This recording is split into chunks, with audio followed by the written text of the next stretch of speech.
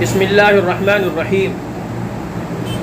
نکاح کے بعد اگر شوہر نے بیوی کو رخصتی سے پہلے طلاق دے دی ہے تو اس شکل میں مہر کا کیا مسئلہ ہے؟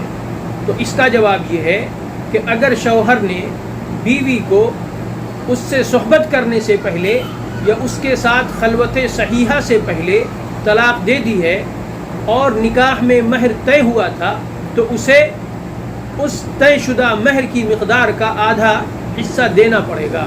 خلوت صحیحہ کا مطلب یہ ہوتا ہے کہ میاں بیوی کا تنہائی میں اس طرح اکٹھا ہونا کہ وہاں شوہر کو بیوی سے صحبت کرنے سے کوئی بھی شرعی، طبی یا حسی چیز مانع نہ ہو۔ اور اگر نکاح میں مہر طے نہیں ہوا تھا اور شوہر نے بیوی کو اس سے صحبت کرنے سے پہلے یا اس سے خلوت صحیحہ سے پہلے طلاق دے دی ہے تو ایسی شکل میں متعہ دینا واجب ہوتا ہے۔ متعہ کا مطلب ایک جوڑا کپڑا ہوتا ہے، کپڑے میں کرتا، دوپٹہ، پاجامہ اور ایک پوری چادر شامل ہوتی ہے۔